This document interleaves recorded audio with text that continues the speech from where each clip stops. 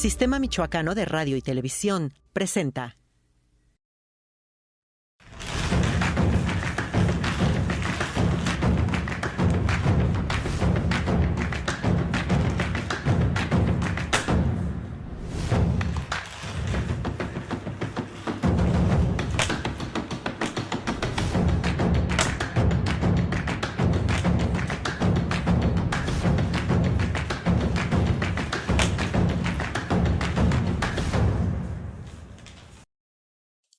¿Qué tal?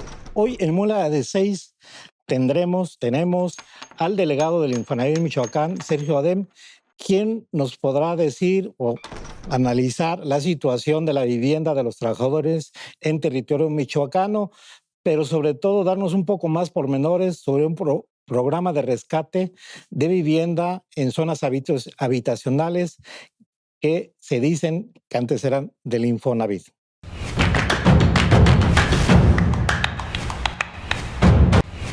Buenas noches. ¿Qué tal? Muy buenas noches, Samuel. Qué gusto saludarte. Muchas gracias por este espacio. Vamos a empezar por lo básico. Sí. ¿Qué quiere decir Infonavit y a qué se dedica? Es el Instituto Nacional del Fondo de la Vivienda para los Trabajadores y es una institución del Estado mexicano que fue creada hace 50 años con el objetivo de garantizar que los trabajadores de nuestro país tengan acceso a créditos suficientes y baratos para adquirir una vivienda. Antes se construía el Infonavit, hoy ya no. Hoy ya no construye, hoy solamente administra el recurso de los trabajadores, de su cuenta de vivienda, y con ese recurso se otorgan créditos para adquirir vivienda, pero también para remodelar vivienda, para ampliar, para construir sobre terreno propio, para adquirir terrenos incluso. Es decir, ha abierto el instituto un universo muy amplio de soluciones para atender las necesidades de vivienda del trabajador. Lo llamamos así porque la necesidad puede no necesariamente ser comprar una casa nueva, puede ser ampliar la que se tiene, o puede ser construir la propia. Hay muchas variantes, ¿no? Mejorar simplemente, mantenimiento. Sergio, antes de abordar algunos puntos del Infonavit muy en particular, se me hace interesante que nos hables tú mismo de tu trayectoria profesional. Es decir, ¿qué estudios tienes? ¿Dónde egresaste? ¿Dónde te has formado académicamente y dónde profesionalmente? Mira, yo soy orgullosamente egresado de la Michoacana, soy nicolaíta, salí de la Escuela de Arquitectura de la universidad hace como 30 años, más o menos, no saques cuentas. Y después ejercí durante 20 y tantos años la profesión, diseño, construcción. ¿En lugares particulares o...? Pues particularmente en el estado de Michoacán.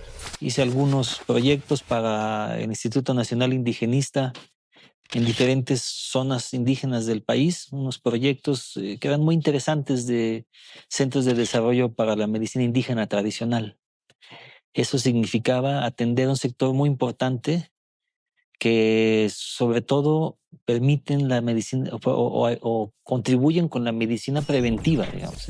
La medicina tradicional es sobre todo eso, es no llegar a estos avances grandes de enfermedades. Y esto fue una experiencia desde la arquitectura, de la participación o la incidencia en el bienestar colectivo, ¿no? Hacer proyectos de esas características será mis primeros pasos para poder involucrarme con mi profesión en el ámbito, digamos, más amplio que lo que a veces alcanzan los arquitectos haciendo 1 o 15 casas, ¿no? Posteriormente, y producto de esa provocación, me involucré con una maestría que es en desarrollo urbano y posteriormente hice otra en desarrollo territorial. Entonces, digamos, mi formación es en el ámbito territorial y urbano. Soy egresado de la Politécnica de Cataluña, es una carrera que estudié en Barcelona y después de ello entré a la función pública como secretario de Desarrollo Territorial y Urbano en el Estado Enseguida estuve como secretario de Desarrollo Urbano y Obras Públicas en el municipio y actualmente me encuentro con mucho orgullo en esta institución que es muy noble y que está contribuyendo con la transformación de la vida de mucha gente en el estado y en el país. Y en ese sentido, ¿cómo, digamos, qué es lo que haces en el estado? Con datos duros, ilústrame qué es lo que hace el Infonavit en el estado. Me refiero cuántos derechohabientes tienen o cuántos créditos tienen. En sí, datos duros que nos ilustren un panorama general. Sí, mira, el Infonavit tiene en el Michoacán 455,000 derechohabientes activos. Es decir, gente que tiene ahorro en el instituto y que tiene una relación laboral vigente, que tiene un patrón, un empleador. Pero tenemos más o menos otra cantidad similar. Esa te la digo no con la precisión necesaria, pero más o menos otro tanto, de derechohabientes que ya no tienen un trabajo con un empleador, quizás están por su cuenta, quizá cambiaron de actividad, simplemente no están con un empleador, pero sí tienen un ahorro con nosotros. Entonces podemos decir que sus cuentas de vivienda en Michoacán debemos de tener por el orden de 800,000 cuentas. Créditos activos tenemos 110,000, más o menos una cuarta parte del total de la derechohabiencia activa. Esto ha permitido o está ahorita sujeto o con el beneficio, lo digo de otra manera, de las nuevas políticas de otorgamiento de crédito que tiene el instituto, que han sido pues radicalmente diferentes. El día de hoy hemos estado implementando programas muy importantes para, como por ejemplo, convertir los créditos que estaban en veces del salario mínimo a pesos. ¿Recuerdas estas historias muy trágicas de los créditos que suben y suben, trabajadores que tenían 10, 15 años pagando sus casas y debían más que lo que les costó cuando la compraron, o que no la podían pagar y que llegaban los despachos jurídicos a desalojar a la gente y a vender después esa propiedad o a vender la cartera para que alguien más las cobrara y hubiera beneficios privados para unos cuantos? Pues eso es un programa que ha cambiado pues la realidad de mucha gente, ¿no? Son productos que hoy permiten que un número importante de derechohabientes, hablando en Michoacán y de datos duros, que ya cerca de 25,000 trabajadores han hecho ese cambio. Tenemos la meta de cambiar todos los créditos que estén en vez del salario mínimo. No hay un límite. Es decir, ¿hasta cuántos se van a cambiar? Pues hasta cuántos los pidan el cambio, ¿no? Y lo que queremos asegurarnos es que la gente no solamente tenga crédito, sino que no pierda su casa cuando ya la tenga. Y bueno, y hablemos de también otro punto, que son los morosos. Hay muchos morosos. Fíjate que los michoacanos son bastante pagadores. Te lo digo con mucha tranquilidad y gusto de saber que nuestros compañeros, compañeras y compañeros, porque además, otro dato duro, casi la mitad son créditos de varones, 55%, y 45% son créditos de mujeres. Entonces hay un número importante de compañeras y compañeros que hoy digamos, tienen créditos en ejercicio y que de manera muy responsable, incluso cuando algunos tienen pérdida de empleo o disminución de salario, te hacen un esfuerzo extraordinario por seguir pagando sus casas y no perderlas, porque tener una vivienda es darle seguridad a su familia para construir un hogar, pero también, naturalmente, seguridad patrimonial. Una vivienda es una inversión para cualquier trabajador. Es uno de los proyectos más importantes que cualquier mexicano tiene. Y aquí la aspiración de las más jóvenes que tenemos es un día tener nuestra casa, ¿no? Y esto se sigue logrando con estos créditos, pero también con el esfuerzo que ellos hacen para pagar. Por lo tanto, el tema de la morosidad se ha resuelto con una serie de soluciones de pago que hemos planteado. El presidente de la República, López Obrador, cuando inició su gestión, una de las primeras, o más bien la primera ocasión que se refirió al Infonavit fue instruyendo para que se encontrara la solución y no se les quitara nunca más las casas a la gente. Paso seguido, nuestro director Carlos Martínez inmediatamente instruye a los equipos, se desarrollan una serie de productos que hoy permiten que la gente, ante la circunstancia que se encuentre, no tenga la mortificación de perder su casa.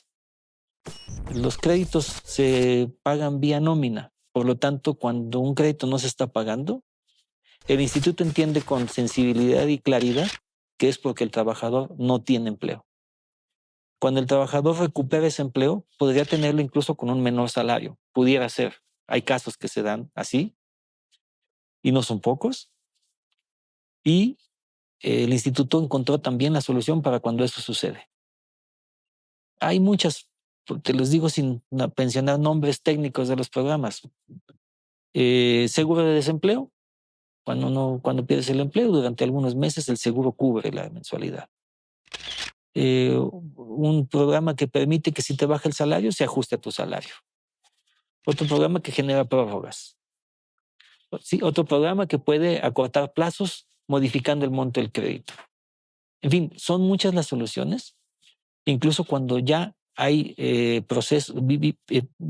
créditos que están ya en procesos judiciales que hemos revertido y que permitimos que el trabajador siga teniendo su casa con tranquilidad y pagándola. Hay garantía de... Nuestra meta es no quitarle su casa a nadie.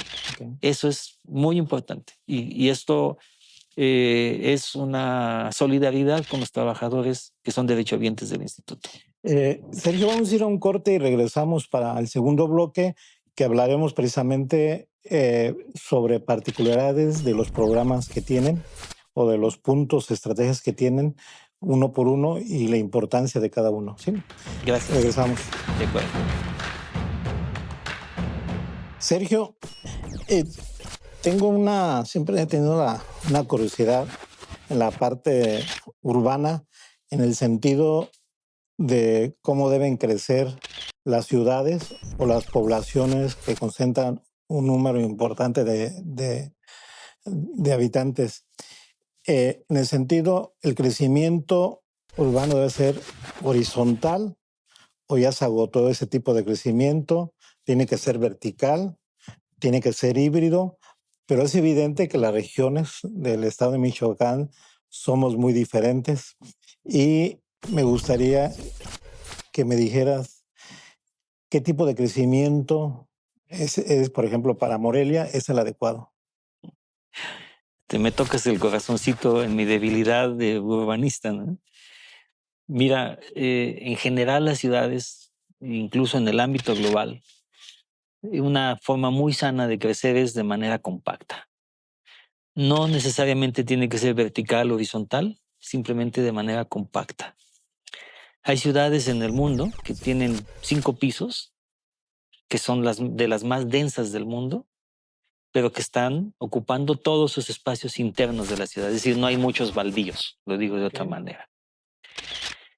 Aunque sí hay muchas áreas verdes o espacios públicos. Pero no hay muchos baldíos, que además los baldíos siempre son suelo de especulación. ¿A qué me refiero con eso? Un suelo que está baldío crece su valor porque van enriqueciéndose con calles, con parques, con hospitales y demás, pero el dueño del suelo no está haciendo nada. Está esperando y un día lo va a usar. Y ese suelo está siendo especulado en su valor, ¿no? Entonces, mientras las ciudades estén ocupando sus suelos internos vacíos, van a generar una condición de compacidad, de no extensión en el territorio. Cuando se extienden mucho, le cuesta mucho a todos. Al gobierno, con recursos del pueblo, le cuesta llevar los servicios, las calles, la luz, el agua, la seguridad, la recogida de basura, en fin, todos los servicios que implica un buen desarrollo urbano. Entonces esto cuesta mucho. Y a la gente también en su bolsillo le impacta porque le significa transportarse muchas veces, por ejemplo, para poder llevar a la escuela a los hijos, el ir al mercado, ir al trabajo, cualquier cosa que les implica al estar lejos de los servicios es un costo directo al bolsillo, pero también es un costo directo a su vida, al tiempo que pasan con la familia, a sus condiciones de desarrollo en un entorno de proximidad. Cuando eso no sucede, la gente no se desarrolla bien y no hay condiciones adecuadas para una vida digna. Si nada más en temas de transporte le echas cuentas cuánto gana el trabajador promedio en nuestro estado, en el país incluso, y pensamos en cuando alguien vive lejos, tiene que implicarle 2 o 3 horas al día en transportarse, pagando el transporte de ida y vuelta, aunque fuera una sola vez, de los 4 miembros de su familia, se les puede llegar a ir hasta la mitad de su salario. Imagínate tú lo que significa eso. Entonces, una ciudad compacta será una ciudad que incluso cuida también el tema medioambiental. Nuestros espacios de recarga de acuíferos, nuestros espacios verdes, las áreas de conservación, la contaminación de nuestro aire, ¿no? O sea, mantenernos compacto ayuda en mucho, incluso en la economía, incluso en el medio ambiente, en el desarrollo social y por lo tanto en la administración misma de esa ciudad. Si me preguntas tú, ¿y Morelia aplica para ello? Claro. ¿Y las zonas metropolitanas más grandes también? Y los pueblos pequeños también. ¿Sí? Todos, de manera más compacta estemos, compacto no quiere decir apretado, quiere decir simplemente con un desarrollo urbano continuo, no disperso. Más ordenado, digamos. Más ordenado, más organizado. Le es sano cualquier desarrollo urbano de nuestro país y de nuestro planeta. Pero es evidente que el caso de la capital michoacana, lo voy a decir con una palabra, como que está, digamos, extendido en demasía, o sea, y ya dejó de ser compacto. Sí, sí tenemos un reto importante para lograr la compacidad de lo que actualmente se tiene. A ver, lo que ya se tiene no lo puedes apretar, pero sí puedes evitar que se siga dispersando y que en el crecimiento inevitable de nuestras ciudades, porque para el año 2050 está proyectado que claramente en las dinámicas nuevas del desarrollo económico y social va a seguir habiendo migración del campo hacia las ciudades, es que se empiecen a ocupar, por lo tanto, los espacios vacíos, los espacios vacantes, los baldíos en la ciudad que ya tenemos definida, ¿sí? O sea, ahora hay que consolidar el perímetro que ya ocupa la ciudad, hay que consolidarlo ocupando estos espacios internos, no seguir extendiéndonos. Eso es fundamental. Pero, a ver, Morelia, ¿tú cómo lo catalogarías desde el punto de vista urbanístico? Una ciudad que le falta orden, una ciudad que requiere un plan a tantos años, a mediano, largo plazo, porque pues más que oímos planes de desarrollo urbano sostenibles y sobre todo ordenado, pues, no se ve que se den, es evidente. Yo recuerdo en Shanghái, por ejemplo, hasta de 30 años, 50 años planean y se va cumpliendo rígidamente esa planeación urbana, es decir, no hay nada que los destabilice. Morelia es complicado en ese sentido. Mira, se requiere la participación de muchos actores para que eso suceda. Naturalmente, las autoridades tienen que hacer lo respectivo con los instrumentos de planeación.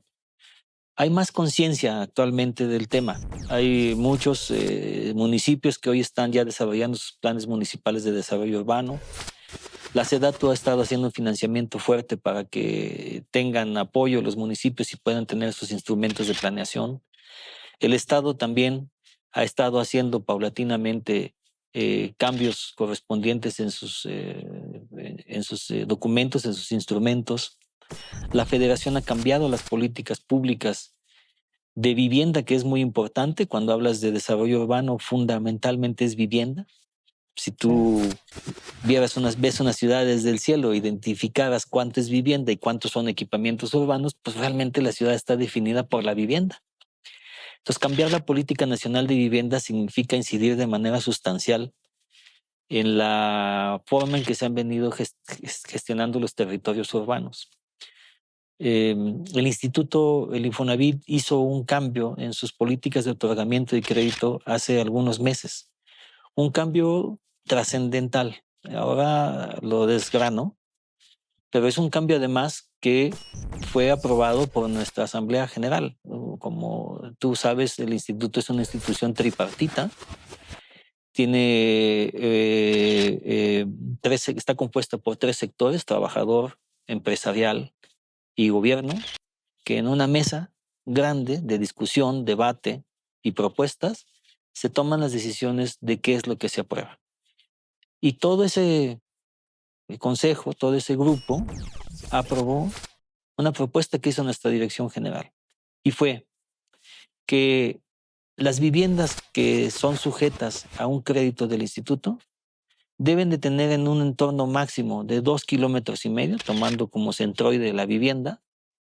Deben de contar con zonas de abastecimiento, con equipamientos de abastecimiento, llamémosle mercados, llamémosle abarroteras, centros de abastecimiento, centros de salud, desde una pequeña clínica donde puede ser atendido alguien que tiene una enfermedad hasta un complejo como un hospital regional, centros de educación,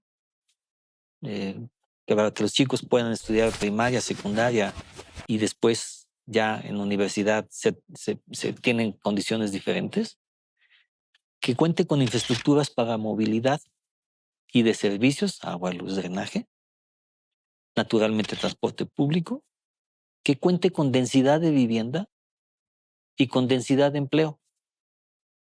Eso está mapeado. Hay un mapa súper interesante que se elaboró donde están mapeados todos los equipamientos del país que tienen este tipo de cosas que he estado mencionando. Y eso generó, pues, de identificar un gran polígono en cada una de los asentamientos urbanos de nuestro país, y que si se cuenta con eso, la vivienda que quiere comprar un trabajador cuenta con eso, se va a poder adquirir la casa con un crédito del instituto. Si no cuenta con ello, no se puede. Siendo que el instituto otorga el 70% de los créditos del país, pues entonces no es poca cosa. Quiere decir que hay muchísimas casas que se pueden o no comprar con créditos del instituto. Regresamos, estamos con Sergio Adem, delegado del Infonavit en Michoacán.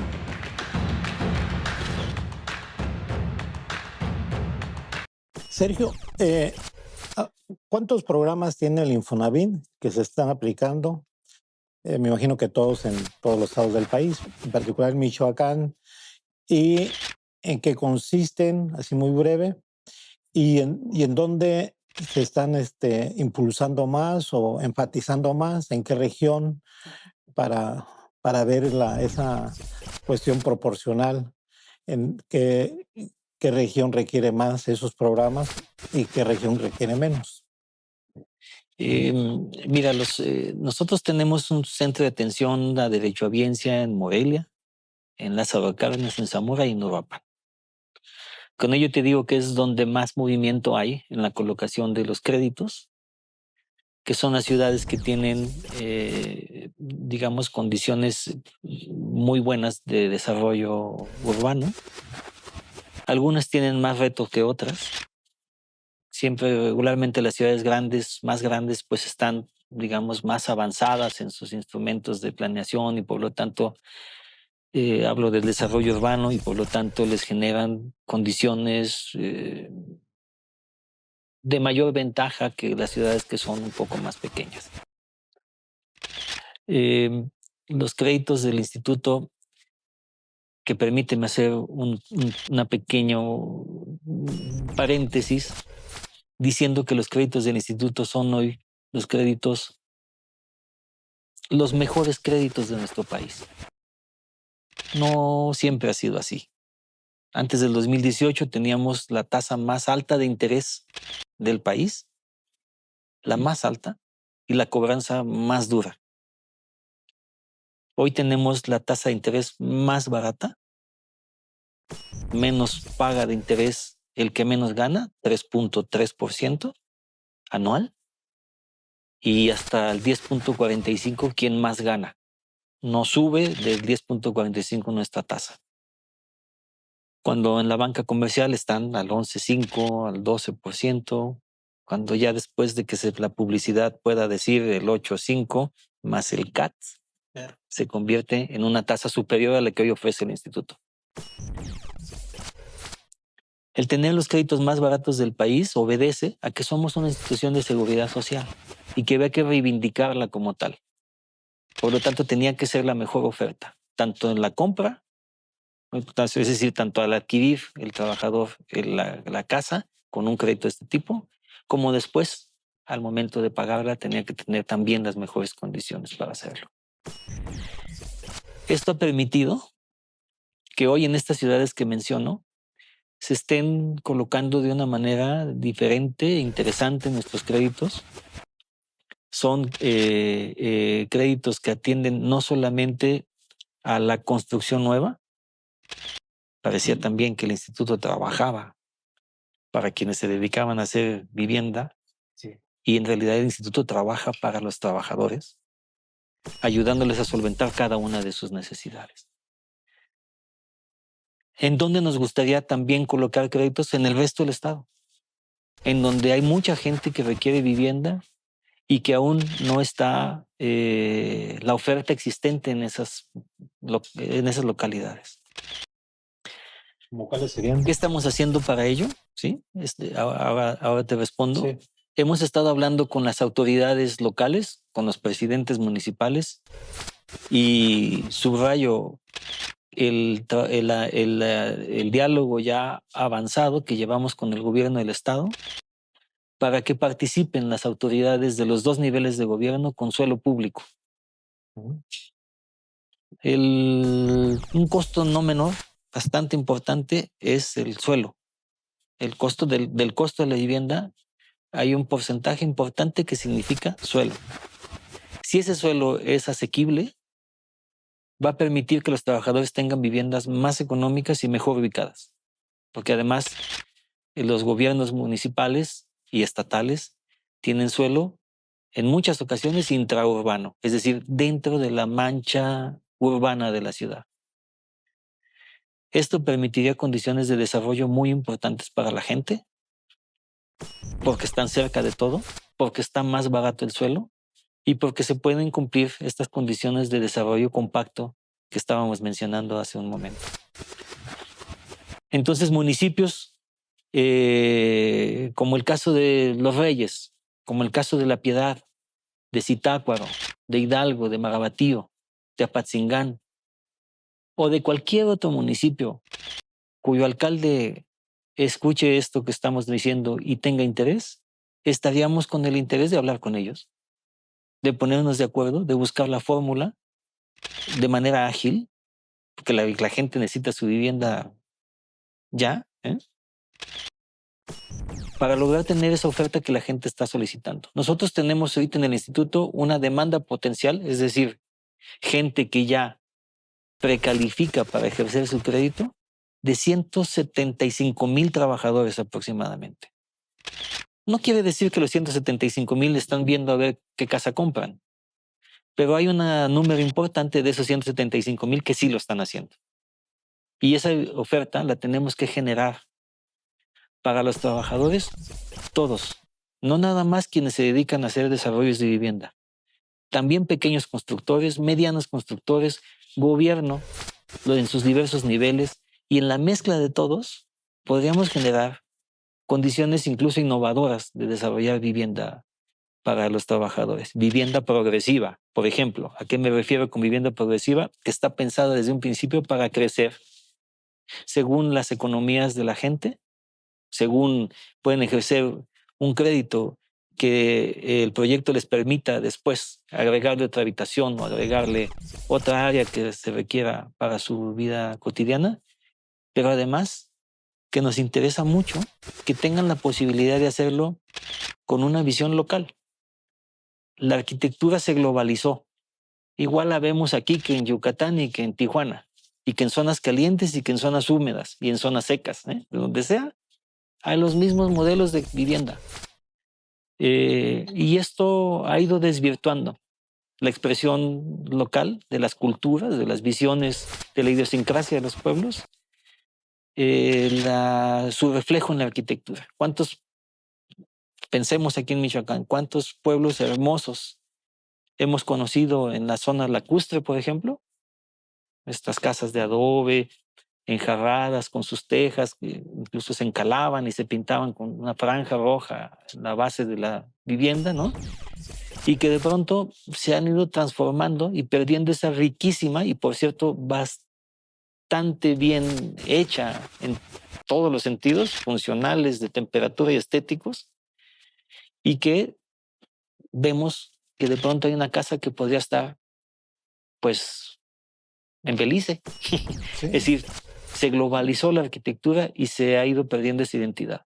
Entonces, si nosotros incidimos en la producción o en la autoproducción, y quiero subrayar que la autoproducción no necesariamente es autoconstrucción, construcción identificada como algo que se hace con sus propias manos la familia misma, o autoproducción cuando se solicita la ayuda técnica de alguien, ¿no?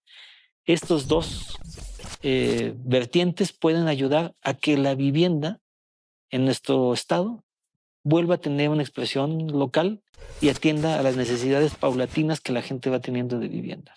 Fíjate, Sergio, que estás hablando, estamos viendo, hay regiones donde el Infonavit, por las características, las condiciones, su propia normas, no tiene presencia. Por ejemplo, se me figura que en Aquila no tienen, se me figura presencia, tampoco por Chinicuila, Cualcomán a la mejor, pero vamos a un corte y regresamos con ese tema y el otro que ya dije pendiente, de las regiones, de las ciudades.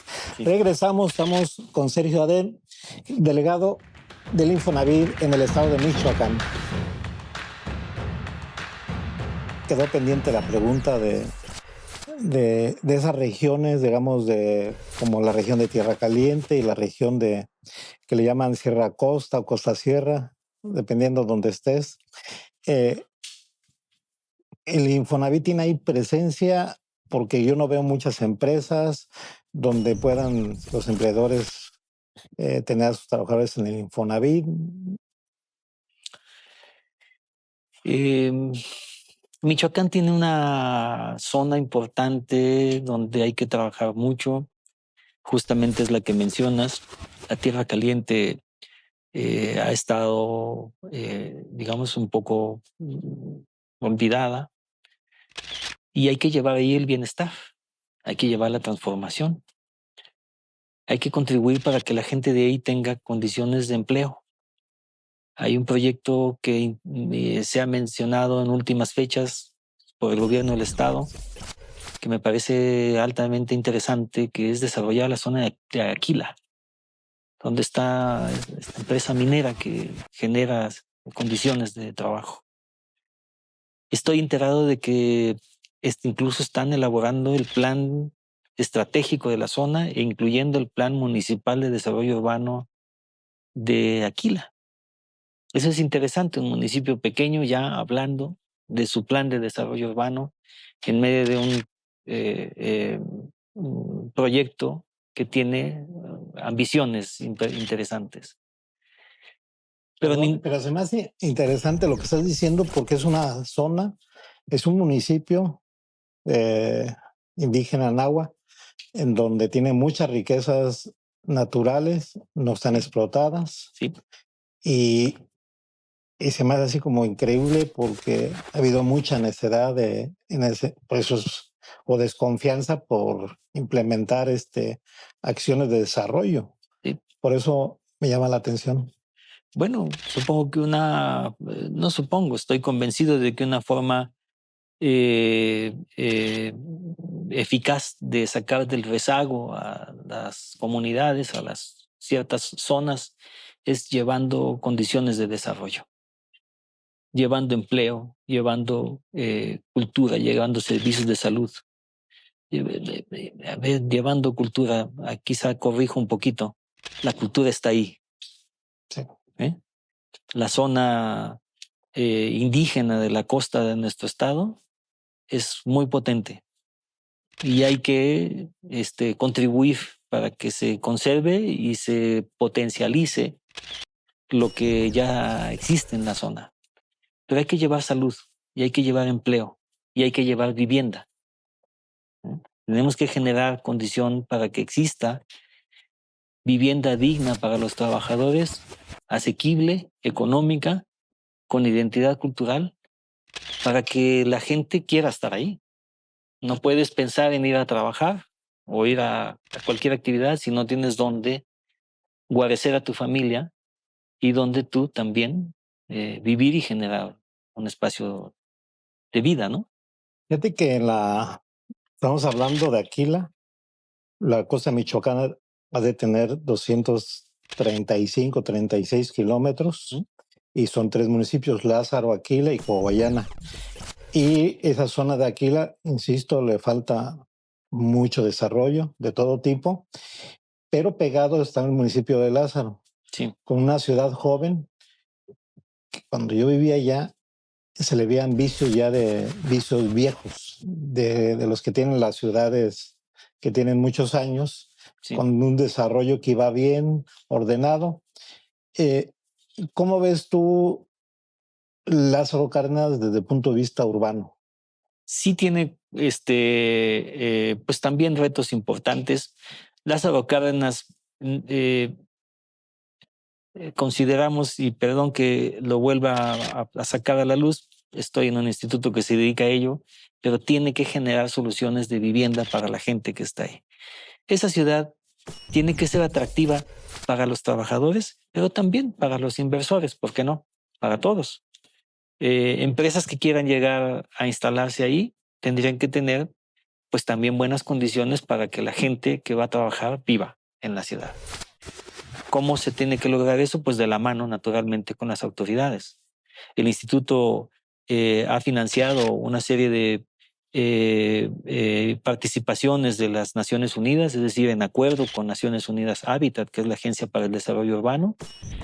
Hemos estado asesorando a los gobiernos locales para que hagan sus planes de desarrollo urbano. Y Lázaro Cárdenas es uno de los casos en donde ha habido esa participación.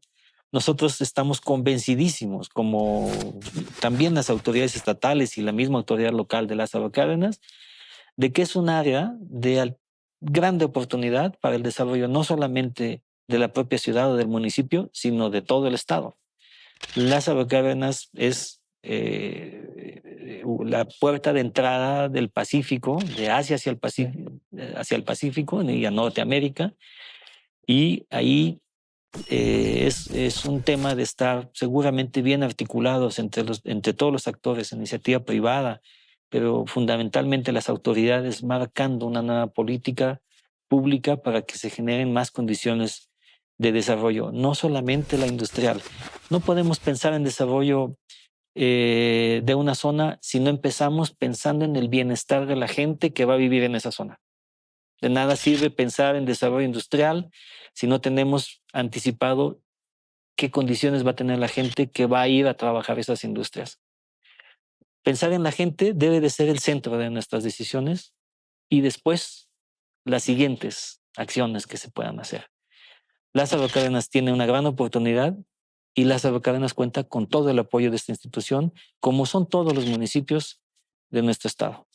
El Infonavit, ya dijiste más o menos dónde hay situados en general el número de créditos que otorga y, digamos, en el estado, ¿qué municipios tienen mayores créditos del Infonavit?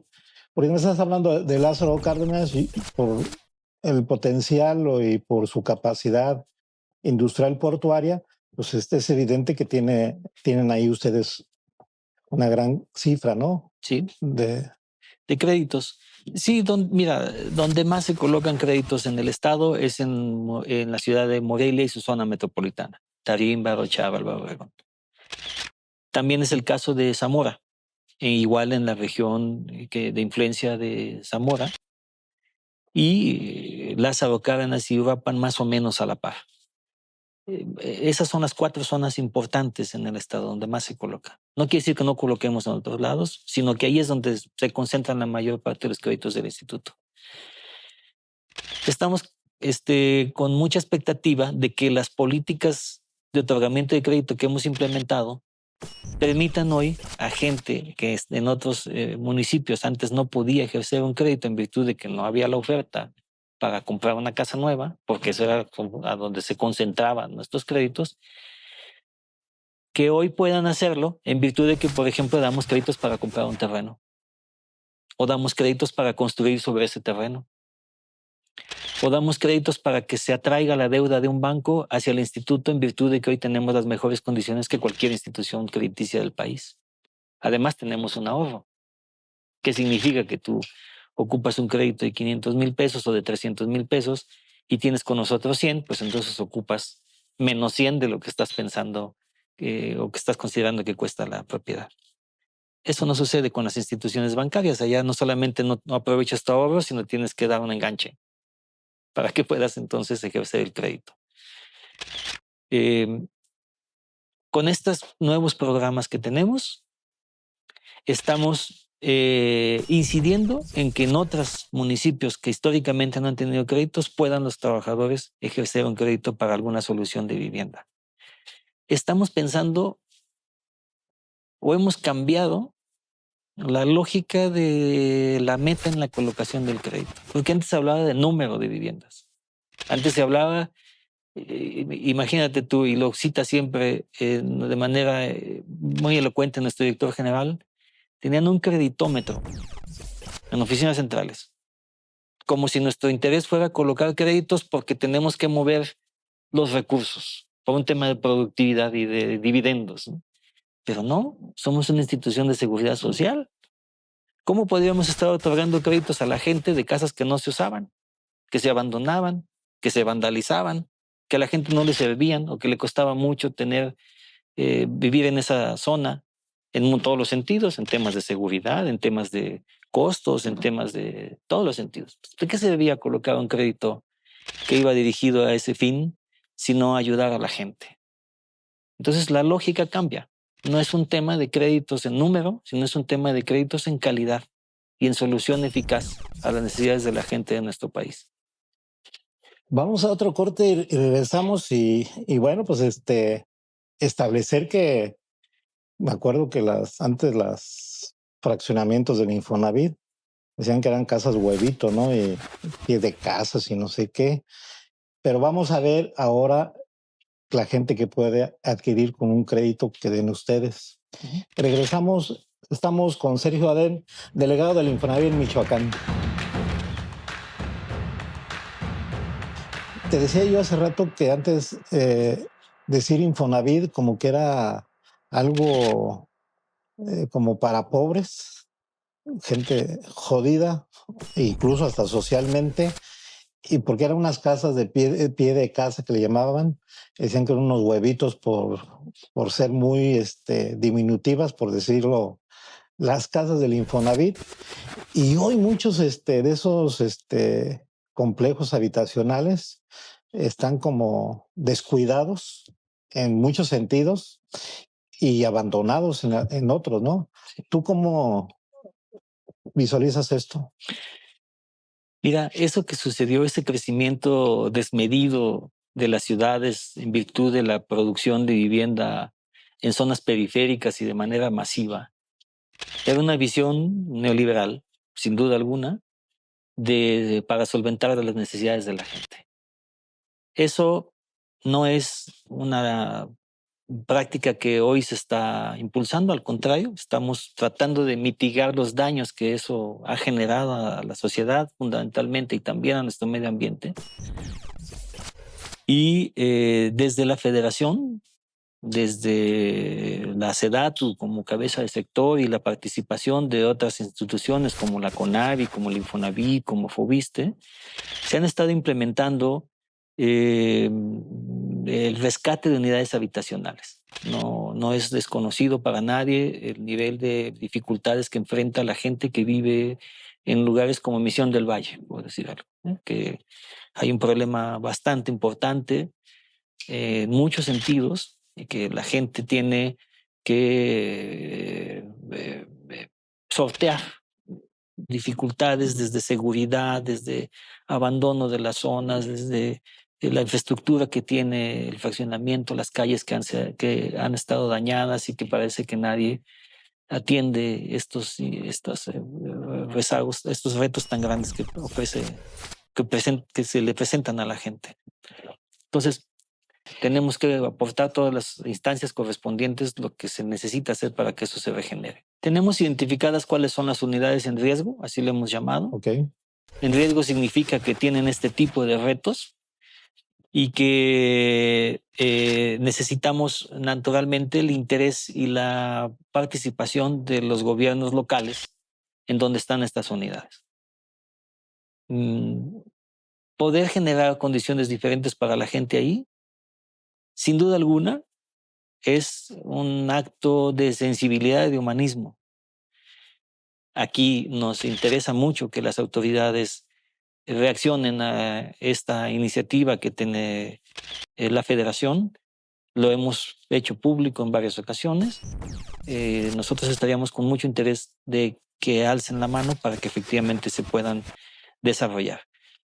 Por otro lado, sí, refiriéndote a las casas, estas chiquitas, complejas, los pies de casa, que afortunadamente ya no se permiten estos pies de casa, sí estamos nosotros convencidos de que la gente es muy sabia para poder decidir qué tipo de casa compra. El instituto no hace casas. Las casas del Infonavit en realidad no son del Infonavit. Las casas las hacen constructoras o constructores individuales, pequeños.